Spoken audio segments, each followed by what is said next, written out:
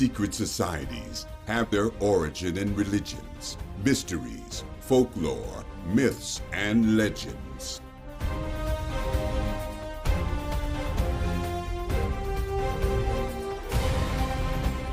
They very often created them, and in each of these tales can be found the ultimate truths of the secret societies of the world.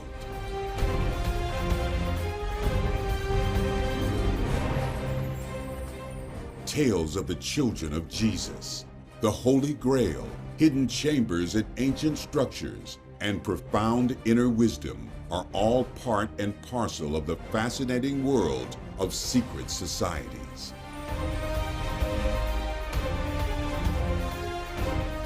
It is a world of the occult. It is hidden right before our very eyes, and all we need is new sight.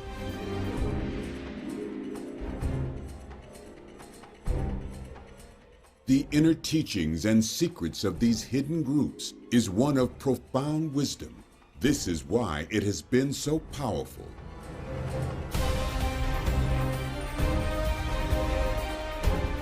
It is time to walk the path of the initiate and discover the ultimate sacred hidden truths for ourselves.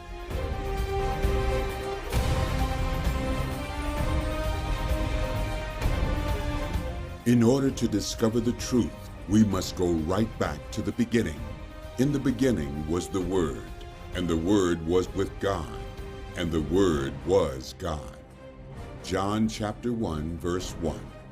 These infamous words taken from the Gospel of John are full of magic and mystery. This is just how religious texts should be. They should cause a moment of thought. They ought to make us reflect. This statement is one of the keys to understanding the core of secret societies.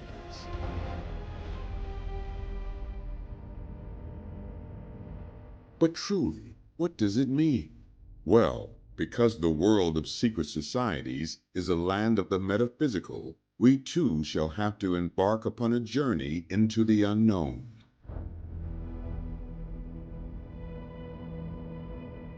Breaking it down, we are at least given a time period, the beginning. You can't really go to anywhere before that point. In modern scientific thought, this would be the moment of the Big Bang. In fact, these biblical sentiments of there being a word at the very beginning are mirrored across religions and cultures, not just science. In the Hindu faith, the word is Om or which means simply to sound out loud. It is a primal sound or vibration that accompanied the creative process, as if that which was within suddenly emerged. It is the sacred syllable, the sound that went forth and from which all else was made.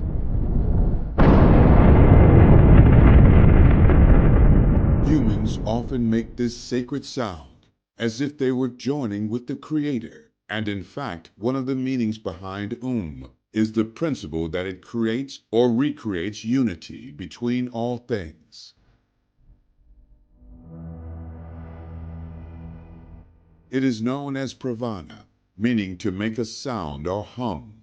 The Kathopanishad tells us that the is the ultimate goal of all humans, all things, and that whoever truly knows will have all he desires.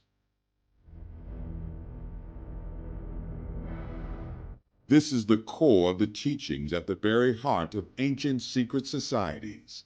The sounds were incredibly important, for they touched the soul of man.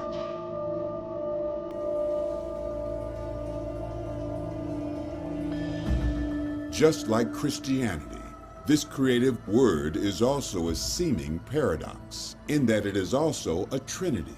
The three elements of the magical creative principle give us creation or Brahma, preservation or Vishnu, and destruction or Shiva. Or in Christianity, the virgin birth, the life and the death. As in Hinduism, we start all over again with creation or resurrection. This divine and sacred principle is mirrored in the acts of the initiate who joins the secret society. He or she must die to this world and be born again in the field of the chosen ones.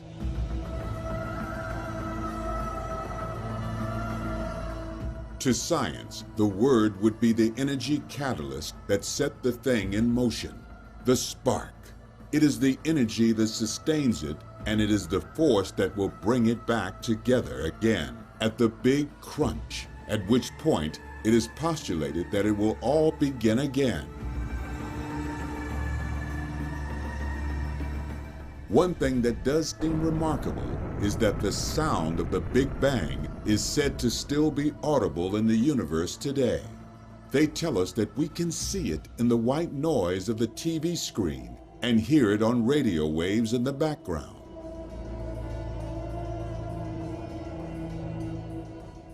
It is the idea that this sound of the Creator can be experienced by the adept that beckons the initiate.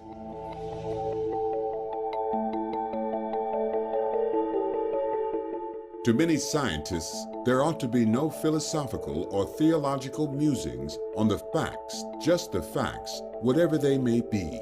And yet, even those supposedly cold, analytical minds chew the fat on the question of who planted the dynamite.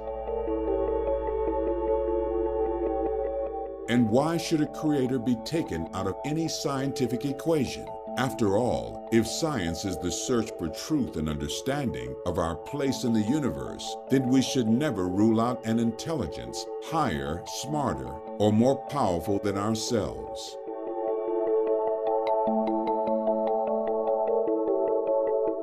The unfortunate thing is that the current facts don't help us in deciding whether there was a creator or not. Real evidence would be as clear as black or white, and it isn't there at present. Something planted the dynamite of the Big Bang, didn't it? Or was it an accident? If so, where did all the stuff come from in the first place?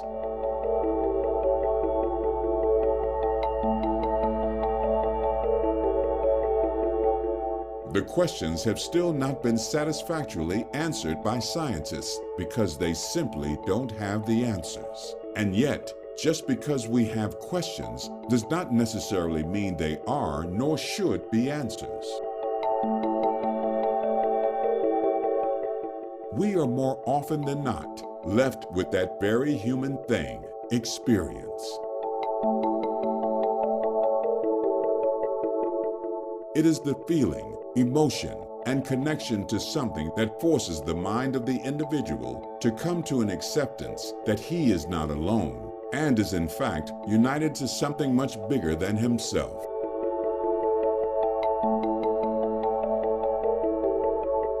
The sacred nature of the secret society implies that they have the ultimate answer to these questions. There is often no argument against the faith and belief which comes from such emotion other than the psychiatrist who tells us we have tripped or had an hormonal overdose. In the end, as it has always been, the choice is one of free will to believe or not to believe.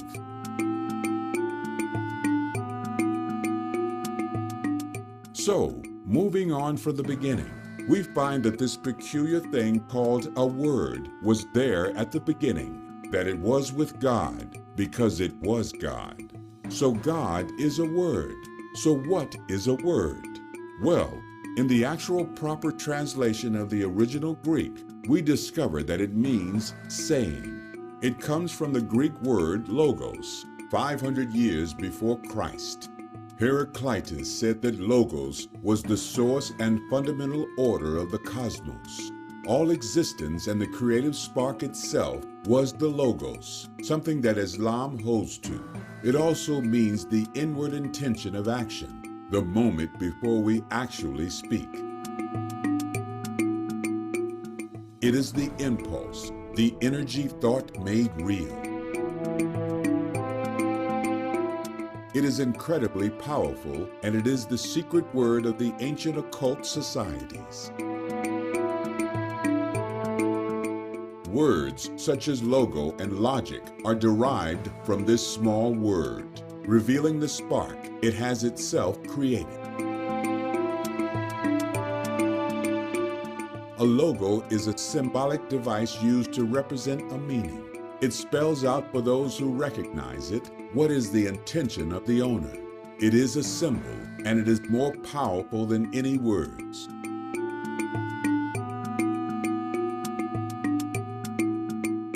The symbols of the secret societies reveal these inner secrets. Logic is something that is derived from being able to speak or reason and argue. We are assumed to be intelligent because we can voice our thoughts. We can give external life to internal thoughts, but so can animals. When my dog is fearful, he will bark and growl. He too is making external his inner emotions, but he cannot argue points of interest. He can't express beliefs, whether esoteric or exoteric. That is the human domain, and so logos would not be applied to the bark of a dog. It is something more.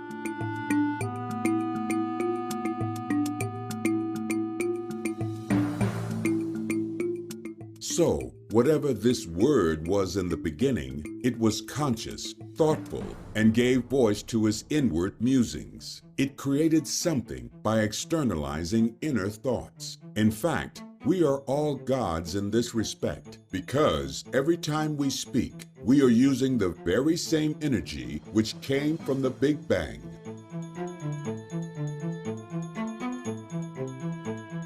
Our thoughts are energy waves, just as our speech are sound waves. These waves are energetic, and all energy ultimately came from the one source. In the same way, the mystical Sufi concept of the Baraka has this energy, continuing through the very words of the masters. Each Sufi master will pass on his teachings to the next generation until the end of time. They believe that the Baraka is the word of the divine, and that only through their own balance and wisdom will they be able to continue the process.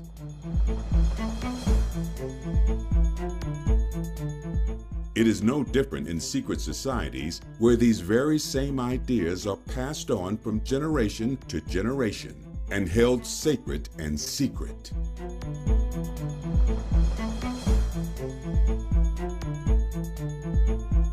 There is immense power in the words we use. We can lift somebody up out of misery, or we can strike them down into the gloom of depression, just by letting them know what we think of them.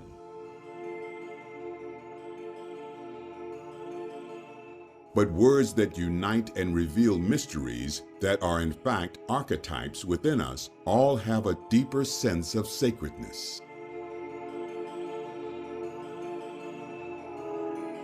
The Hindu would call this the Atman in each of us. The Atman is the soul that rests within each and every one of us. It is the energy of the universe, the creator, and if the material body and will of the human is of the correct mind, then one Atman would recognize the Atman in another. It will see itself.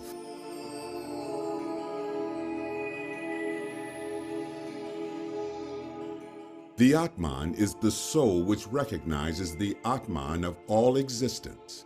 It is the part of the whole and yet the whole itself.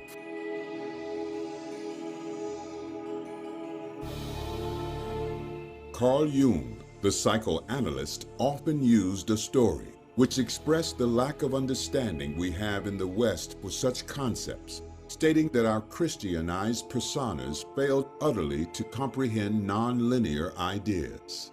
The story goes like this. An initiate visited his master one day and asked about the Atman. How would he recognize the Atman in others? The master said that that was the role of the Atman, and that even the Atman within an elephant would recognize another. The next day, the initiate was walking along a path when he saw an elephant and a rider. Deciding that his own Atman and that of the elephants would have knowledge of each other, He walked on and into the path of the great beast. The rider shouted and screamed at the initiate to move out of the way, but he refused to listen to the rider, trusting instead to the wise words of his master. The elephant also refused to move and lifted the initiate into the air with his trunk and threw him some distance. The initiate, bruised and shocked, went to see his master the following day and complained bitterly. The master simply stated, "You failed to listen to the rider. He too was the Atman, as do all things."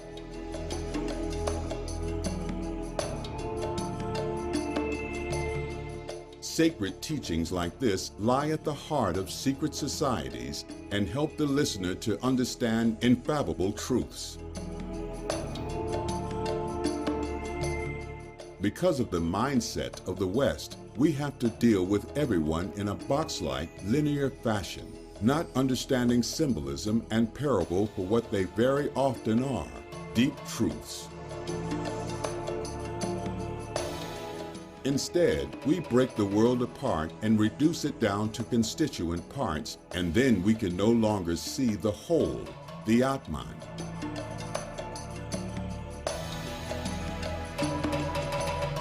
Every action, every thought, intentions, and idea has a consequence in the whole. Refusing or failing to listen to the Atman from wherever it derives is a failing of the West, for the Atman is the true self, and now we struggle to even comprehend this.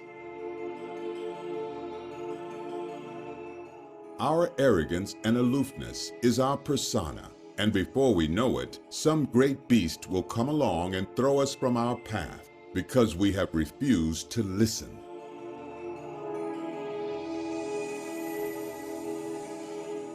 In the West, we would say that we were on the same wavelength, tuned into each other.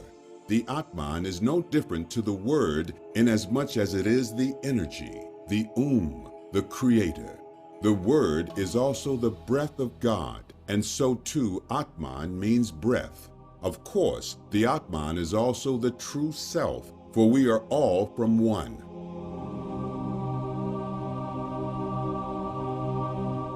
Once the tales and secrets have been shared, would often be sent to sleep, for in sleep the truths emerge.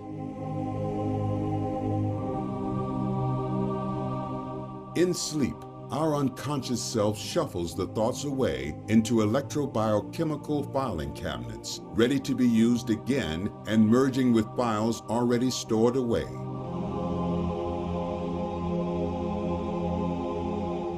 It is an incredible electric sorting system, and yet we are not fully in control of where the files are stored, for we are unconscious of the act. The filing is left to nature.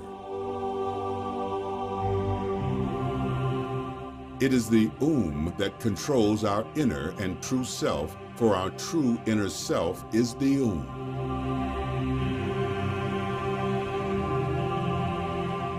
We don't always have to meet somebody in person to share their energy, for quite often it can be stored in words on paper. How often have we sat reading and thought to ourselves, I recognize what he or she is saying. I share that thought. That thought is energy, and you have just shared it. In today's world, we are fed a constant stream of negative news. We turn on the 24-hour news channels and find ourselves bombarded with stories of pandemics, financial turmoil, global environmental catastrophe, war, murder, and all manner of newsworthy nonsense. Think about it. How often do we see the stories of positive nature on mainstream channels? There are plenty of good stories to be told, but humanity wants to hear about the frightening ones first, and those who wish to control the sheep prefer them to huddle together frightened.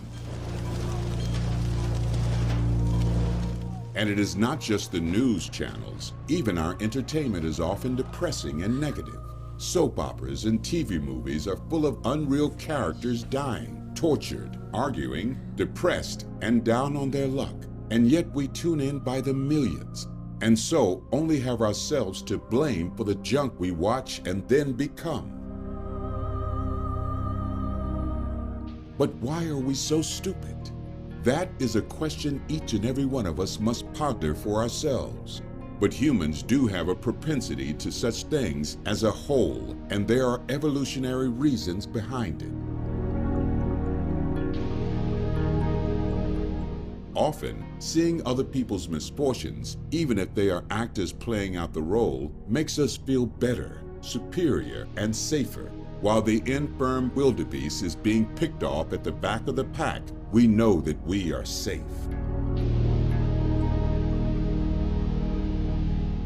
We may feel sorry for them, but we'll also learn from their mistakes. The legends created by our ancient brotherhoods utilize the same devices, but were created to inspire us to do better.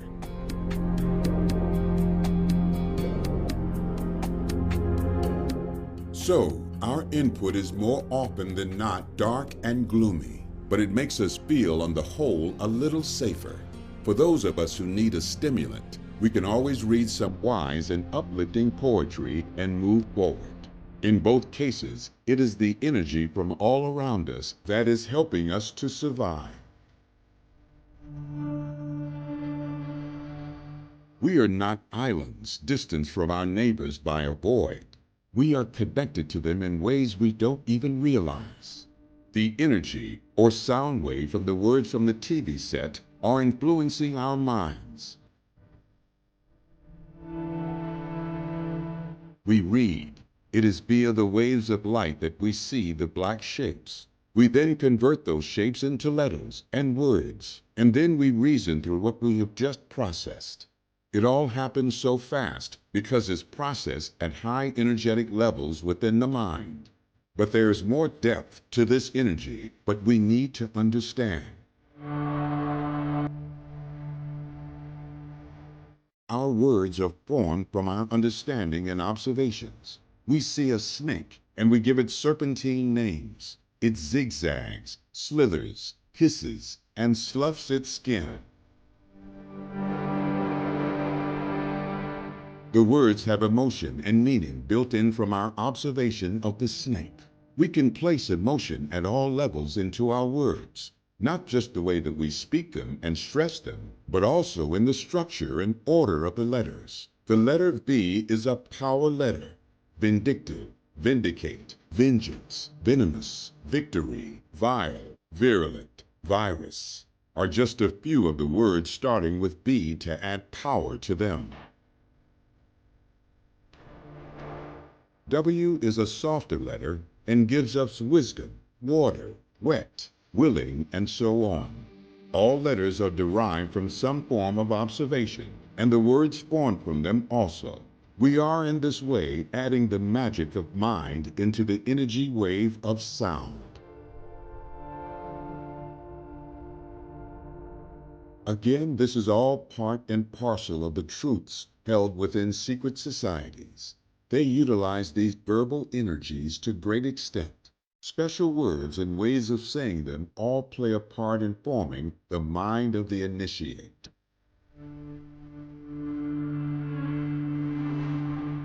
We add in our spiritual thoughts too. Our deities are often manifestations of light because the sun guides our way and gives us life. We wake in the sunlight and disappear into the darkness of the dream state at night. Allah is derived from Ile, meaning to shine, and so many others such as Elohim, Michael, and Gabriel all include the Ele or El for shining. The English word the is a descriptive term added into English and resolves back to light or God. The Latin is ele for that and contains ille for light. God is the most powerful thing, and using the is claiming it for God or Theo or the true self we know to be the Atman or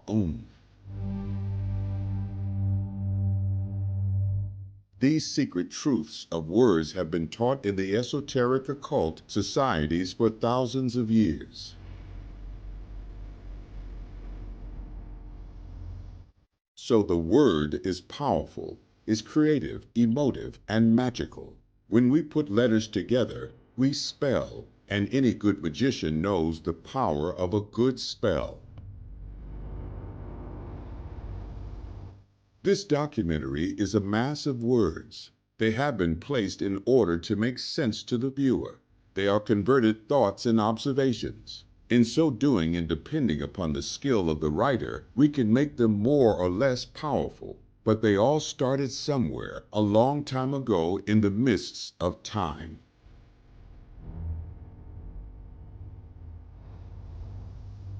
They began when man became conscious and self-aware. Suddenly he saw the magnificence of the world around him. He looked up and saw light and dark. He looked around and saw diversity. He stared into the water and saw his own reflection mirrored on that world of water in which we could not survive.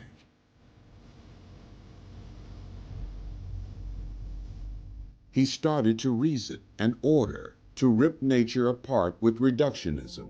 He named things from his observations, and in doing so, he believed he was master over it.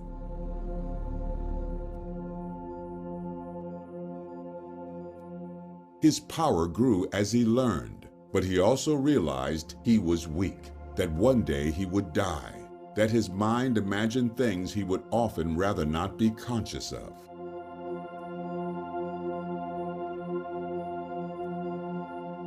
The imagination is one of the most powerful evolutionary tools we have become conscious of.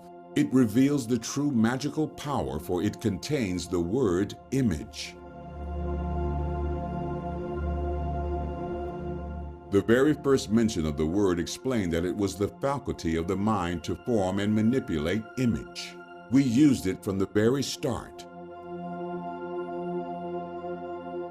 We wondered about what would happen if we chipped the flint into a specific shape and how we could use it to skin an animal or kill a man.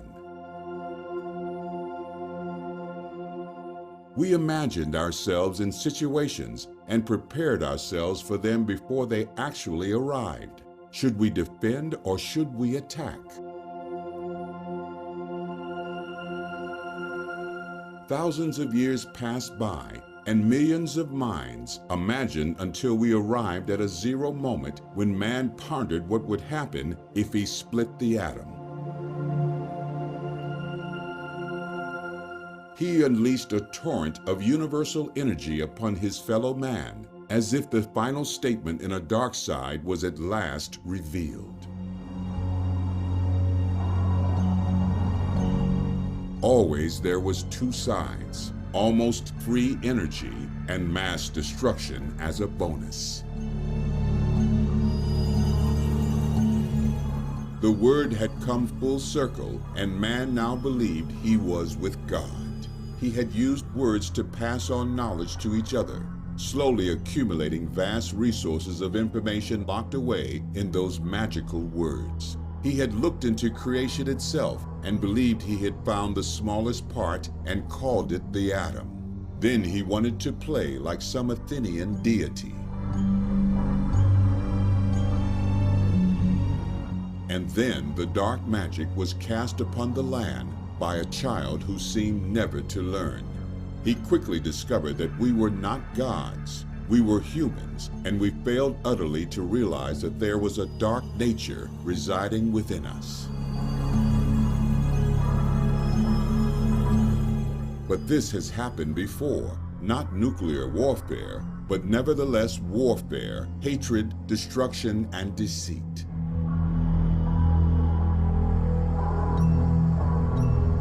Man, using the word, has revealed himself, warts and all, to each other. He has collected great libraries and then burned them to the ground for power. He formulated religions based on sacred concepts, then burned his opponents at the stake. He invented clever transport systems and proceeded to poison the atmosphere. He has created a world mind with the internet and then turned it into a reservoir for porn and bomb making. It seems that no matter where we have turned with this power of the word, we have always taken ourselves along. And yet, throughout all of this, the golden thread of wisdom has been maintained within the center of the secret societies. The words, energy, and fabled actions of past times and peoples remains at the heart awaiting the initiate to become an adept. All is not lost. Along the way, there have been those who have understood the true nature of man. We seem to think that today, in the 21st century, we are at some kind of pinnacle, that this date or that date will bring a great enlightenment for the world of humanity because we are that close. Others, of course, believe only the dark side and see a catastrophe. There is nothing new under the sun, and almost every age has predicted such things. There have been masters of the mind and word, and a great many of them have been members of the secret societies of the world. There have been people who have seen clearly the sacred ratios of existence and the power of the imagination. We remember some, but even more have disappeared into obscurity, for not all masters wish to be written into the pages of history to become mere words.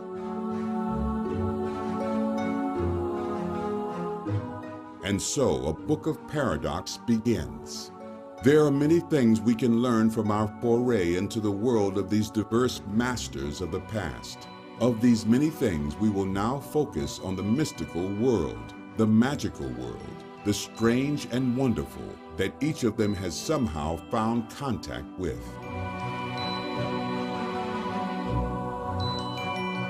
For it is within magic that the deepest secrets shall be found.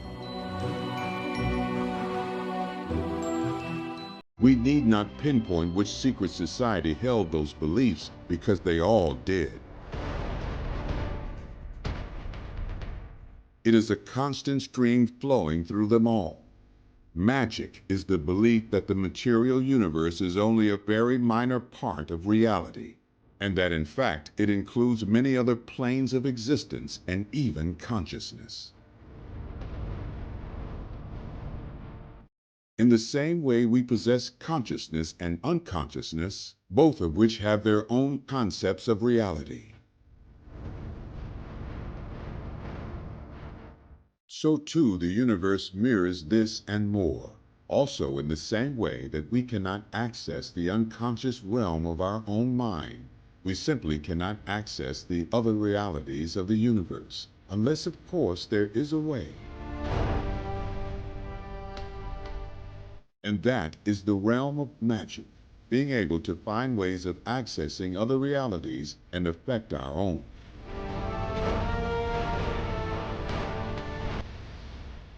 One of the other realms or realities of magic is known as the astral light, and believers of this reality say that the cosmic fluid of the astral light can form or mold physical forms. The force that can do this is said to be human thought, human willpower. The human being existing in the microcosm can, once it understands, affect the microcosm. The small can affect the large. We can set in motion an action into a level of reality and cause an effect in the greater reality. And all of this through the use of the sacred energy or word. All of this can sound quite potty to the mind that is not used to such concepts, and like the hand of a clock, we need to adjust our position a moment at a time in order to understand that time and things change. Understanding this magical ability of the human being takes some effort, and indeed, it has taken men lifetimes to come to terms with or blow away. In essence, man discovers that he is in fact God in almost every sense of the word. To the growing elite and occult brotherhoods, magic was truly powerful. One famous 19th century and early 20th century occultist was Gerard Oncos, otherwise known as Pappus. He founded the modern group known as the Martinists, based upon 18th century Martinist order, a kind of New Age Christian sect. He claimed that magic was really scientific, carrying out experiments on powers and energies that were little understood at the time. He stated that magic was dangerous and that the three main principles were required in its operation, namely the willpower of the individual, the actual material basis or tools, and the actual force upon which the mind or will operates and affects a change in the material. This was a period seeing the rise in scientific thought, overpowering religious or spiritual and Martinist, and others such as the Rosicrucians saw a middle ground. This force, which science would discover, was known to the Jews as the Odd, the astral light to others, and the magnetic fluid to yet more. It was a natural composite agent, a fluid force that Eliphas Levi said would receive the vibrations of the will via meditation.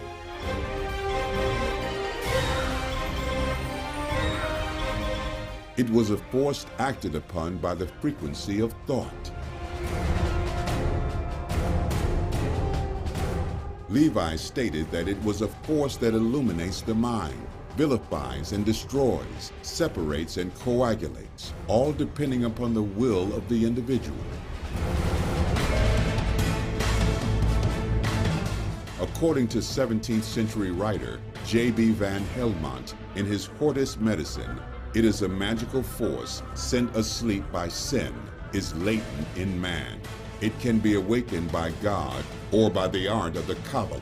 And what is this force? As Eliphas Levi again tells us in his History of Magic, it has been said that this agent is a light of life by which animated beings are rendered magnetic, electricity being only a transient perturbation.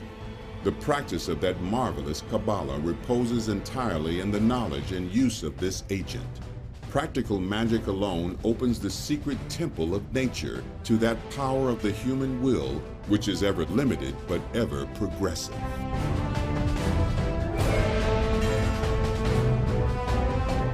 The world of the invasive dark world of magic was putting a strain on the upright Christian ethics prevalent in the West, and many openly fought its influence. In The Black Mass from 1924, J. Bricard, we find the following statement. Today, when our society is invaded by the eroticism of the Middle Ages sorcery, the words Black Mass has lost their primitive meaning. The mystic element weakening, sadism and sensualism alone remained, degenerating these last years into vulgar orgy, so-called revival of pagan ceremonies, accompanied by lewd scenes, excited by the rhythm of libidinous poetry and the intoxication of oriental perfumes. In short, we are told that the frenzies of the sexual rites associated with the rising of these so-called powerful occult forces was vulgar to the Christian West. We are told that the literary groups, such as those of the Bloomsbury sect or Black Mass, were full of adherents to the occult. They were also joined by people such as Conan Doyle, Ian Fleming, Bram Stoker, and H.G. Wells. The universities of Oxford and Cambridge and much of scholarly London were infested with the black arts, creating a kind of mass hypnotism. Emerging from these groups, we find such people as Aleister Crowley, creating his own occult groups and influencing a great many writers thereafter. They recognized a deeper inner wisdom that they claimed in some way connected them to the universe or God. This inner wisdom is at the heart of the world's religions and secret societies, and often due to the oppression by the Orthodox Church, this mystical element of our psyche has been forced underground. This underground stream has occasionally surfaced throughout time, and we can see from these trickles that the elements of truth were in fact widespread and ancient. This water of wisdom has in fact given life to the plants that have grown on the surface, and sometimes even great trees have emerged and have refused to be chopped down by intolerance or bigotry.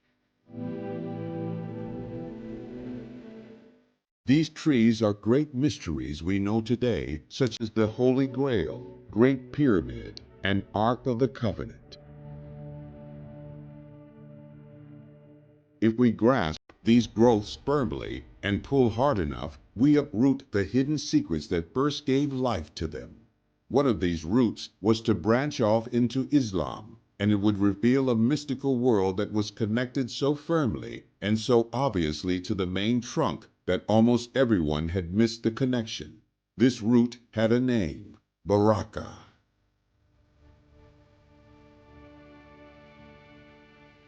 The term Baraka is a Sufi one, and from which our French bark and Italian barca is derived. Indeed, in the contemporary French, the term Baraka, of Algerian origin, still has connotations of luck or blessings, and this would eventually make complete sense.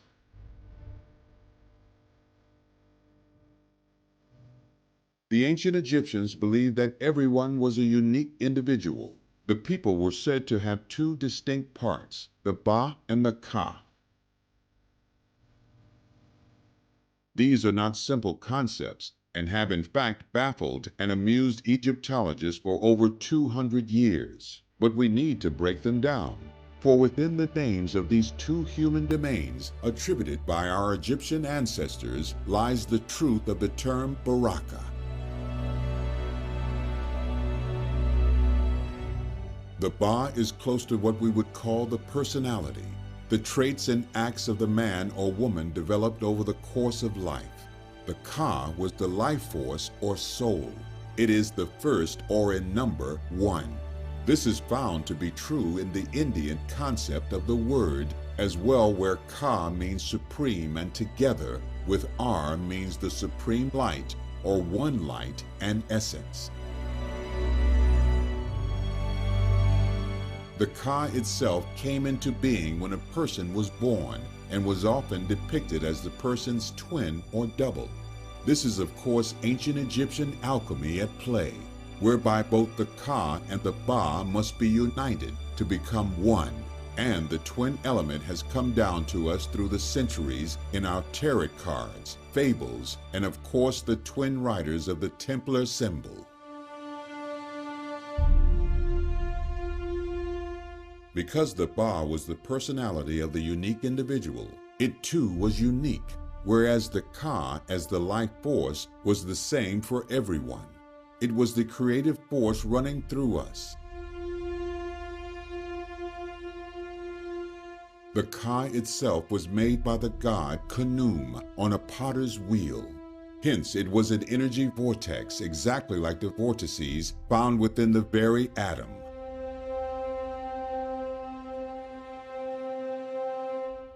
This energy is required for life and is also raised by the effects of the processes in the mind in raising enlightenment. The kings or pharaohs had many Kas due to their own immortality like the gods. In fact, the goal of every individual was to remain united or fused with the energy of life force, Ka, and the personality, Ba, after death, and to join Ra, or the sun, on his journey of perpetually recreating creation itself. In this way, the individual wanted to return to the creative point, the Alpha and the Omega, at the same time and same place. In essence, they wanted to reside in that perfect state. This perfect union comes down to us in the uniting of the three principles required: Ba, Ra, and Ka, Baraka. In fact, this is most likely the reason for mummification after death, to keep the body and the symbolic representations of the personality in place for the Ka to unite with the Ra and reinvigorate life.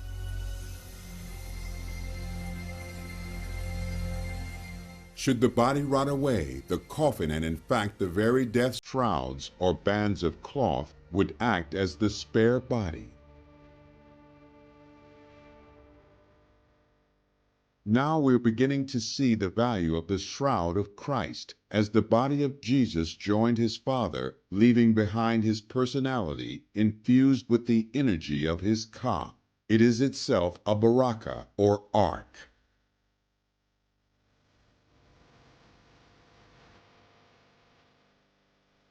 Ra himself, as the personification of the sun of the one Egyptian god, is in essence wishing a reunification.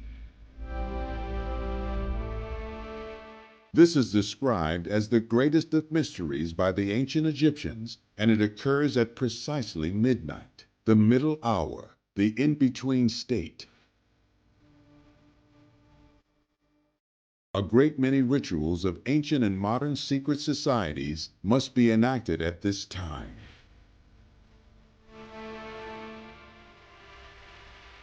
Ra, in fact, must reunite with his body by midnight in order to be resurrected as the morning light of the sun.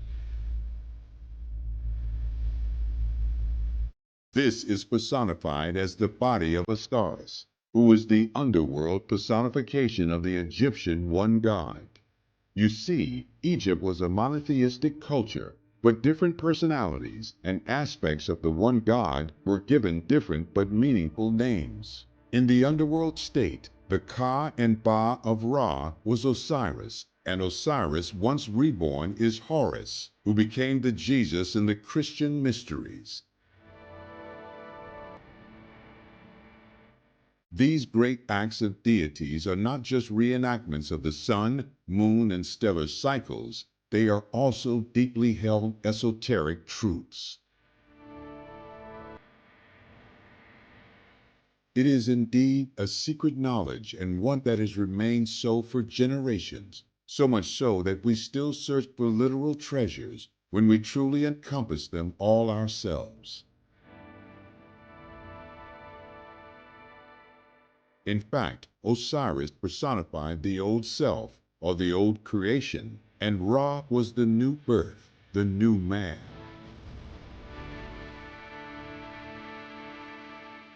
Just like medieval alchemy, creation was made from a mixture and through transformation. This mixture required the reduction of the self, the Ba and Ka, and the reformation in the midnight hour of the parts to create the true trinity of the Ba, Ra, Ka. The Egyptians believed that when the Ka left and the body died, it returned to the divine but remained close to the body. In fact, even false doors were created in tombs for Kas called Ka doors, so that the Ka could access the earth at will. Now the Ba could roam the earth, but only when Ra, the sun god, was in ascendance in the sky. When Ra returned to the underworld, so too did the Ba. This is in fact the Egyptian explanation for ghosts. The union of the Ba, Ra, Ka is indeed a true blessing, and this is where the Arabic Baraka or the Hebrew Baruch takes the word, both different versions of the Sufi Baraka. Blessing, of course, is now an English word derived from the Old English bletsion, meaning to sprinkle with blood. being derived from the blood rites called blots, and from where we get the term to blot out one's sins. The blot rite is Old English or Old Norse and is even followed today by modern pagans or heathens. The origins of the rites are supposedly lost, but the term means sacrifice or feast. The term blata means to worship or to sacrifice. Indeed, in the Hakana saga Goa from Heimskringla, Snorri describes how at these blots, blood was sprinkled on the altar and temple walls, just as they were in Egypt and indeed the Jewish temple. In fact, there also appears to be an extrovert use of the term for fusion. The meaning of the sacrificial feast, as Snorri saw it, is very plain. When blood was sprinkled over altars and men in the toast were drunk, men were symbolically joined with the gods of war and fertility, and with their dead ancestors, sharing their mystical powers. This is a form of communion. Again, here we see this union is found with each other in society and not just with the gods. When an article of value is passed across the boundary of frith and grasped by alien hands, a fusion of life takes place, which binds men one to another with an obligation of the same character as that of frith himself. This is the true offering of the life source. The Ark of the Covenant, in order to work properly, also had to be sprinkled with blood. It had to, in effect, have a Ka offering. This was the same as the shroud, which was to be sprinkled with the blood of the Christ, himself seen as the offering by the pagans who converted to Christianity and had previously practiced the blot rituals. The blessing then, seen here to be entirely related to the term Baraka, is to infuse something with holiness or divine will, which is also another word for Ka. The blessing has always been officially given by the priest of the Orthodox Church, and so is the same as the Baraka of the Sufis, a blessing or word of will passed from the master to pupil. Of course, for the Sufi, the term Baraka was symbolized by a boat and itself became fused with the symbol of the dove. The dove itself was the Christian and Gnostic symbol of the Word or Spirit of the Lord, and hence it was the Baraka. The later Gnostic Christian heretics, the Cathars, took this symbol and with their own links within Islam, fused the two devices together. Orthodox Christianity could not allow these ancient esoteric truths to be spread abroad, as it had built its power base upon the literalisms of the Bible, and so they persecuted the Cathars and burnt them out of sight. And so it was that these ancient and deepest of sacred truths entered into the realm of the secret society. However, it does seem that these Cathars did hold the secret of the Temple of Solomon. They were the perfecti who protected the esoteric wisdom of the Ark, for they were the Western version of the Eastern Sufi, who themselves protected the Baraka. The only vessel that they spirited away from the ill-fated Montsegur was the vessel of grace, otherwise known as knowledge.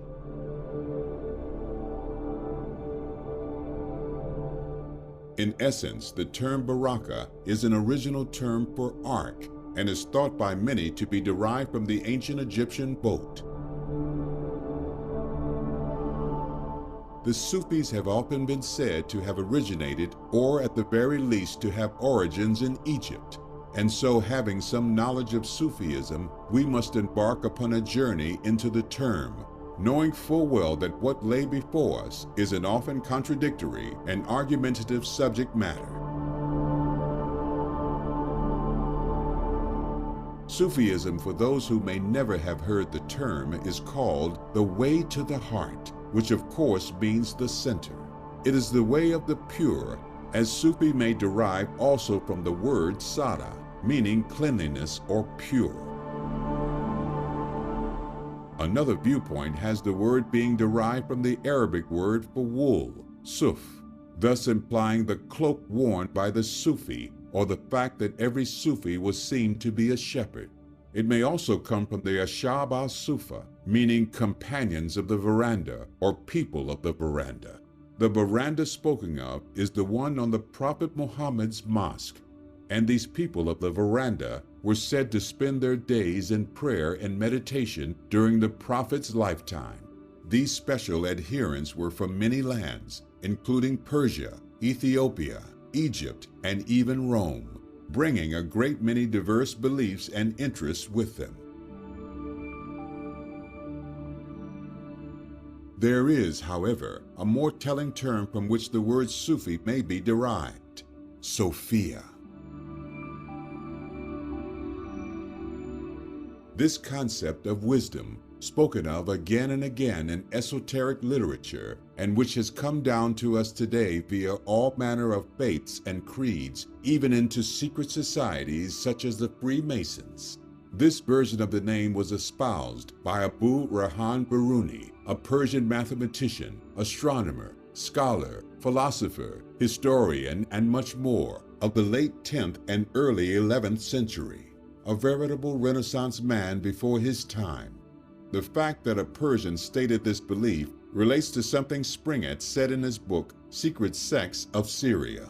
The Sufis are a secret society of Persian mystic philosophers and ascetics, whose original religion may have been that of the Chaldeans or Sabians, who believed in the unity of God but adored the hosts of heaven, especially the 7 planets, as representing Him.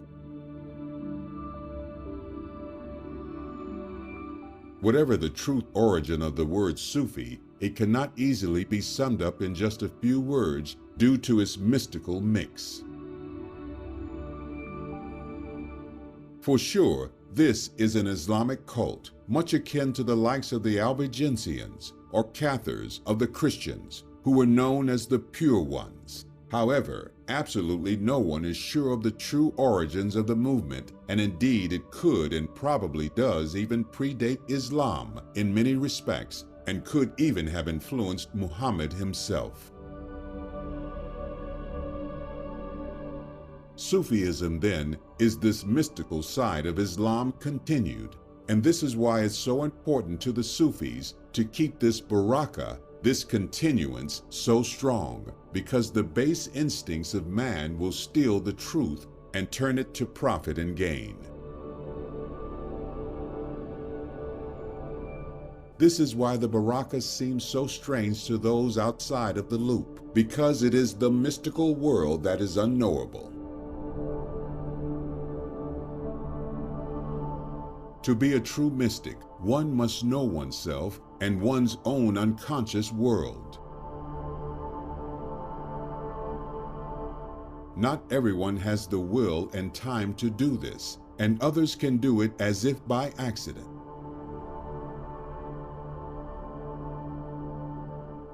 The Sufis see themselves as moving through this world of ours as if they are a part of it, and all the time knowing there is so much more. They feel at times the divine presence and yet look upon mankind with an eye of mercy. At least that's the story. To them, each one of us has a spirit of Ruh, which originates from Alam, a creation of the divine light itself. The food of the spirit is therefore more light, and not that of the external sun, but the inner sun of Allah. To mirror and reflect the wisdom of the light is all that can be asked. To be like the moon, and we all know the crescent moon is a symbol of Islam.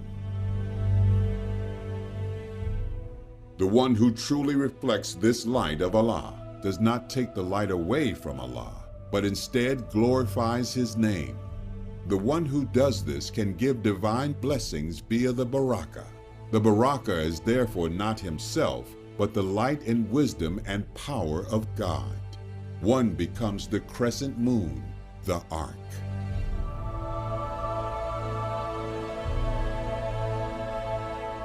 One of the literal reasons that Baraka has become our barge, Barka, ark, and of course bark, is because it is involved in the art of shipbuilding.